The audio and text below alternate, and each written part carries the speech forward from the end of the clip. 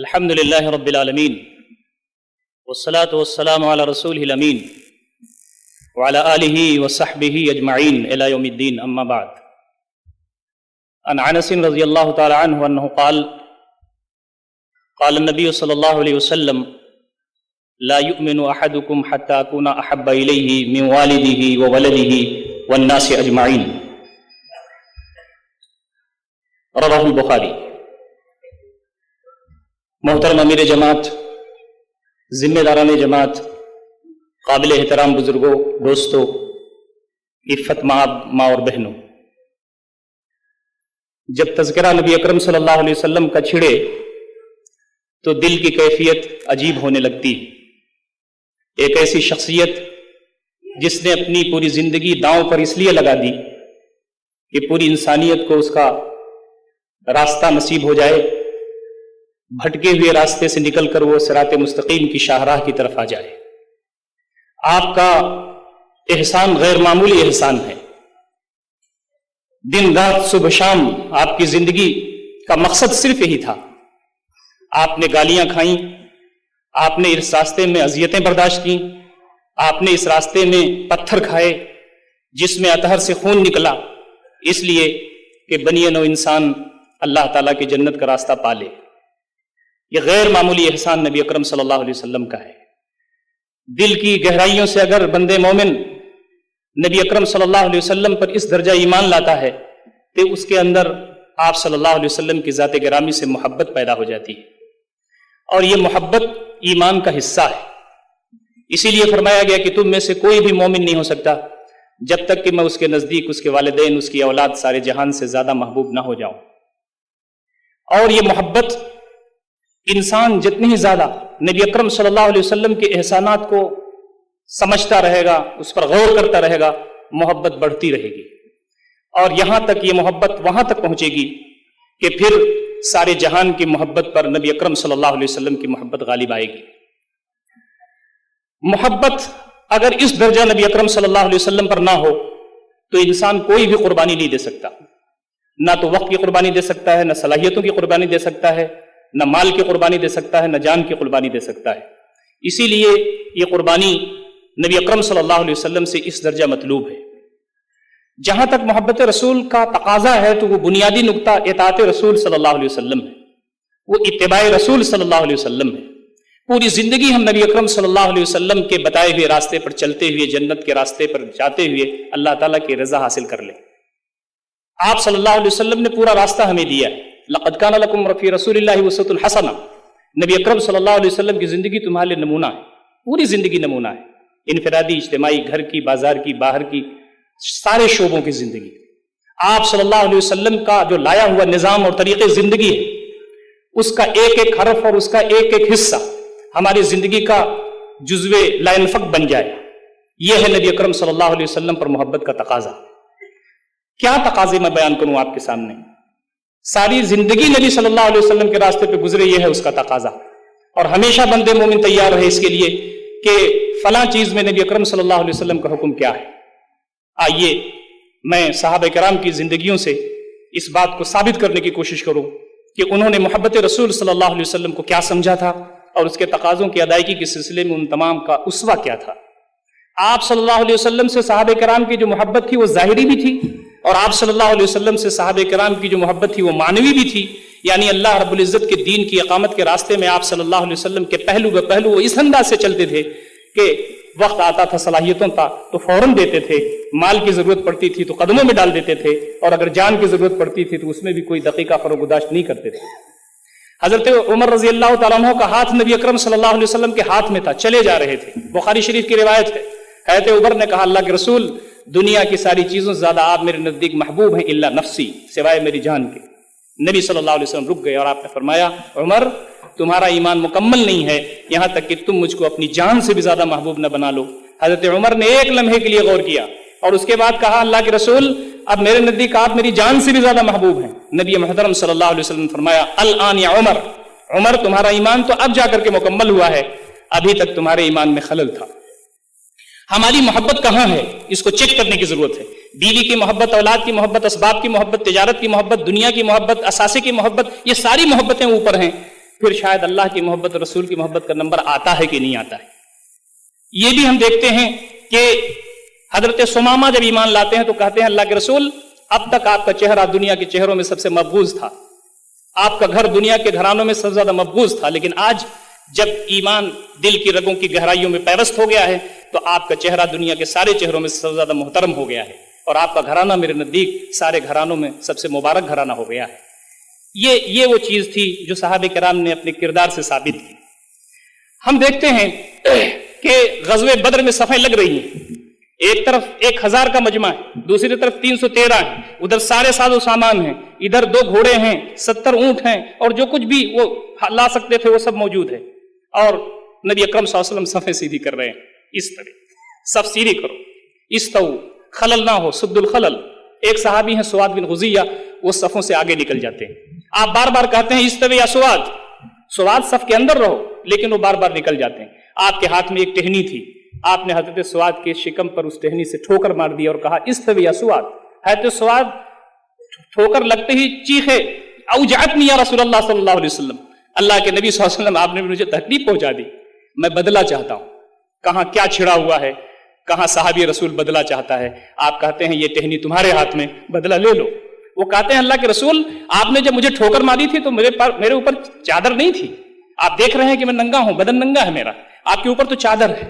कुर्बान जाइए नबी अकरम सल्लल्लाहु अलैहि वसल्लम के बर्ताव पर आपने अपनी चादर गिरा दी, कहा सवाद बदला ले लो, आज पता नहीं क्या होने वाला है। इतना कहना था कि हजरत सवाद दौड़े और नबी अकरम सल्लल्लाहु अलैहि वसल्लम से चिमट गए, आपका शिकम चूमने लगे, आपकी पीठ चूमने लगे। आपने कहा सवाद ये तुमने क्या किया? कहा अल्लाह के रसूल, आप अल्लाह के सच्चे पक्के नबी हैं। आपने फरमाया है आज यौमुल फुरकान है, आर पार की लड़ाई का दिन है, हमारी ये दिली तमन्ना है कि इस जंग में हम काम आ जाएं और शहादत हमें मिल जाए। मैं ये चाहता हूं कि मैं अपने रब से इस हाल में मिलूं कि दुनिया में अगर कोई शख्सियत हो जिससे सबसे आखिरी मर्तबा मेरा जिस्म लगा हुआ हो, आपकी ज़ात गिरामी। गैर मामूली चीज थी जो नबी अकरम सल्लल्लाहु अलैहि वसल्लम से मोहब्बत के हवाले से सहाबे किराम अख्तियार करते थे। कुर्बानियों का मामला है, छोटी छोटी कुर्बानियां नहीं, बड़ी बड़ी कुर्बानियां। आइए देखें कि कुर्बानियों के सिलसिले में वो क्या थे। माल हम सैंत के निकालते हैं, सहाबे किराम जो कुछ था वो कदमों में डाल देते थे। ग़ज़वे तबूक का वाक़या बहुत गैर मामूली है। हजरत उमर रज़ी अल्लाह तआला अन्हु इसलिए लेकर के आए थे कि शायद हजरत अबू बकर से आगे बढ़ जाएं, लेकिन जब हजरत अबू बकर पूरा असासा लेके आए तो उन्होंने कहा मैं आपसे आगे नहीं बढ़ सकता। लेकिन वहां एक और साहबी मौजूद थे जो किनारे खड़े थे, उनकी हिम्मत नहीं हो रही थी कि वो नबी अकरम सल्लल्लाहु अलैहि वसल्लम के सामने आए। आपकी नजर पड़ी तो आपने कहा क्यों ठिठके खड़े हो, फलां आगे आओ। उन्होंने कहा अल्लाह के रसूल, मैं कोई हैसियत वाला आदमी नहीं हूं, आपका हुक्म हुआ कि जो कुछ है लाओ। मैं गया, एक यहूदी के यहाँ रात भर मैंने डोल खींच करके आबपाशी की है, ये उजरत की खजूरें हैं, अगर आप इसको कबूल कर लें तो मेरे लिए इज्जत शर्फ का मौका होगा। आप जज्बाती हो गए, खड़े हो गए, आपके आंखों से आंसू रवा हो गए। आपने वो सारी खजूरें सारे ढेर पर बिखेर दी और कहा अल्लाह ताला दिल देखता है, तादाद नहीं देखता बल्कि क्वालिटी देखता है। ये क्या था? ये इताअत रसूल सल्लल्लाहु अलैहि वसल्लम ही था कि जो कुछ भी हमारे पास है जब हुक्म हो जाए अल्लाह के रास्ते में उसे हमें डाल देना है, अल्लाह के रास्ते में उसे हमको दे देना है। हजरत अबू तलहा अंसारी, हजरत उम्मे तलहा अंसारिया, वो इसलिए तड़पते थे कि अल्लाह के रास्ते में कुर्बानी कैसे दे दें और उसकी खुशनुदी कैसे हासिल हो जाए। मेहमान रसूल को लेकर जब वो घर पहुंचते हैं तो बीवी ये कहती है कि आप देर में आए लेकिन मेहमान रसूल लेकर आए हैं तो आपको मुबारक हो ये कदम अबू तलहा। घर में खाना सिर्फ एक आदमी का है। मैं सोचती थी कि बच्चों को मैंने थपक के सुला दिया, मैं भूखा रहने का इरादा रखती थी, आप दौड़ भाग करते हैं, आप खाना खा लेंगे, लेकिन हुस्ने ज़ियाफत यह है कि अब मेहमान खाएगा, आप भी नहीं खाएंगे, चिराग गुल कर दिया जाएगा, आप ऐसा अंदाजा अख्तियार करेंगे कि आप खा रहे हैं। ये सब कुछ हुआ, आप जानते हैं। अगले दिन नबी अकरम सल्लल्लाहु अलैहि वसल्लम से जब नजर मिली हजरत अबू तलहा की तो आप सल्लल्लाहु अलैहि वसल्लम मुस्कुराए और हजरत अबू तलहा के दिल की धड़कन तेज हो गई। जब और करीब हुए और आपने जब ये कहा कि मियाँ बीवी ने मिल करके जो अमल किया अल्लाह ताला को बहुत पसंद आया, तो हजरत अबू तलहा रोने लगे। उन्होंने कहा अल्लाह के रसूल, हम यही तो चाहते हैं। कहा तुम्हारे लिए तो कुरान मजीद में आयत उतर गई, वयुसिरूना अला अनफुसिहिम वलौ काना बिहिम खसासा, वो अपने ऊपर दूसरों को तरजीह देते हैं चाहे उसमें परेशानी में क्यों ना मुब्तला हो जाए। ये क्या है इताअत रसूल? क्या रुतबा था यह सहाबे किराम का जिस पर उन्होंने इताअत रसूल सल्लल्लाहु अलैहि वसल्लम के सिलसिले में और मोहब्बत के जज्बे से शर्शार होकर के उन्होंने पूरी जिंदगी दांव पर लगा दी थी। हजरत उम्म दहदा कौन थी? एक खातून जन्नत। जब उनके शौहर नामदार ने नबी अकरम सल्लल्लाहु अलैहि वसल्लम की मजलिस में एक बाग खजूर का अल्लाह के रास्ते में कर्ज हसन दे दिया और जब वो अपने बाग में आए और कुटिया बनाया हुआ था और कहा कि मेरी बीवी उम्म दहदा निकल आओ, तो उन्होंने कोई वावेला नहीं मचाया और कोई ऑब्जेक्शन नहीं किया। कहा क्या उन्होंने? कहा अबू दहदा तुम्हारा यह कदम तुमको मुबारक हो, तुमने ये बाग अल्लाह ताला के रास्ते में कर्ज हसन दे दिया है, ये अमल तुमको मुबारक हो, हमें कभी उम्मीद है कि अल्लाह ताला के यहाँ इससे बेहतर बागात से हमको नवाजा जाएगा। ये कुर्बानी जो है ये बगैर मोहब्बत, नबी अकरम सल्लल्लाहु अलैहि वसल्लम की मोहब्बत, आपके कास की मोहब्बत के बगैर ये नहीं हो सकती। मुझे याद आता है उस बूढ़ी औरत के फर्जंद का जिसका नाम हबीब रजी अल्लाह ताला अन्हु है, मुसैलमा बिन कज़्ज़ाब के दरबार में नबी अकरम सल्लल्लाहु अलैहि वसल्लम ने भेजा था कि जाकर के दीन इस्लाम की तबलीग करो, इसलिए कि मुसैलमा ने बुलाया था, लेकिन उसने बेवफाई की, दगाबाजी की। मुसैलमा को खड़ा किया, जल्लाद को लगाया और कहा कि उससे पूछा हजरत हबीब से कि क्या तुमको ये यकीन है कि मैं झूठा हूं और नबी अकरम सल्लल्लाहु अलैहि वसल्लम सच्चे हैं? उन्होंने कमाल जुर्रत के साथ कहा कि तू मुसैलमा झूठा है और नबी अकरम सल्लल्लाहु अलैहि वसल्लम सच्चे हैं। जल्लाद को हुक्म दिया, उसने वार किया, एक हाथ कट करके दूर जा गिरा। फिर उसने पूछा कि क्या अब भी तुझे यकीन है कि मोहम्मद सल्लल्लाहु अलैहि वसल्लम सच्चे हैं और मैं झूठा हूं? कहा मुसैलमा तू झूठा है और नबी अकरम सल्लल्लाहु अलैहि वसल्लम सच्चे हैं। दूसरा वार होता है, दूसरा हाथ कट करके दूर जा गिरता है, जिस्म के टुकड़े टुकड़े हो जाते हैं। बूढ़ी माँ को जब ये नबी अकरम सल्लल्लाहु अलैहि वसल्लम को इत्तला मिली तो आप सल्लल्लाहु अलैहि वसल्लम ने गैर मामूली एक्शन लिया है। सीरत की किताबों में आप देखिए, बूढ़ी औरत को, माँ को जब ये इत्तला मिली कि तेरे फर्जंद के साथ तो ये कुछ हुआ, जिस्म के उसके टुकड़े टुकड़े हो गए मुसैलमा के दरबार में, तो न रोई और न उन्होंने किसी किस्म का कोई ऐसी हरकत की। उन्होंने जो कहा वो सुनहरे हुरूफ में क़यामत तक लिखा रहेगा। उन्होंने क्या कहा? उन्होंने कहा कि मैंने पैदा ही इसीलिए किया था। गैर मामूली बात है। मुझे याद आ रहा है फलस्तीन की वो खातून याद आ रही हैं जिनका नाम उम्मे नजाल है, मेंबर पार्लियामेंट हैं आज फलस्तीन की अथॉरिटी की। उनके 3 बेटे जब इस फलस्तीन की जंग में इस वक्त जो चल रही है उसमें काम आ गए, तो ये जो इस वक्त का मीडिया है, CNN और दीगर और जो इलेक्ट्रॉनिक मीडिया, उन लोगों ने जब उससे पूछा कि 3 बेटे आपके काम आ गए, आपके दिल की क्या कैफियत है?